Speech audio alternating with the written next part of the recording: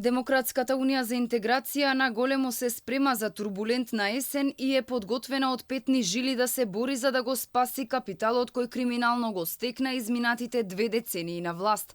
Премиерот Христијан Мицкоски предупредува дека партијата на Али Ахмети нема голем одзив кај своето членство за дестабилизација, па затоа можно е да се обидат да мобилизираат радикални групи од соседството. Тој сепак смирува, институциите ќе направеле се за да ги заштитат граѓаните, суверенитетот и територијалниот интегритет на Македонија.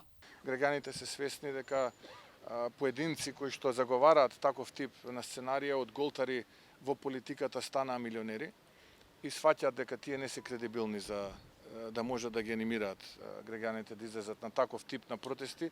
Од друга страна исто така доаѓаат информации дека се обидуваат да анимираат критична маса во соседството. Мотивот за ваквото однесување на интегративците премиерот го гледа во незаконски стекнатите пари кај мојкниците од оваа партија.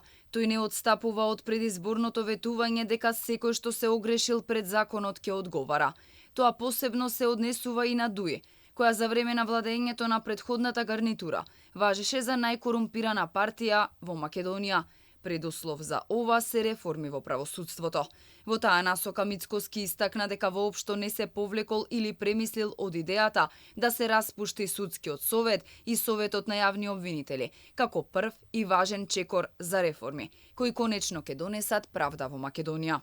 И покрај тоа што постои негодување во врска со оваа идеја, до ден денес не стигнал ниту еден предлог до Мицкоски, како поинаку да се реши ова прашање, ниту од меѓународната заедница, ниту од експертите.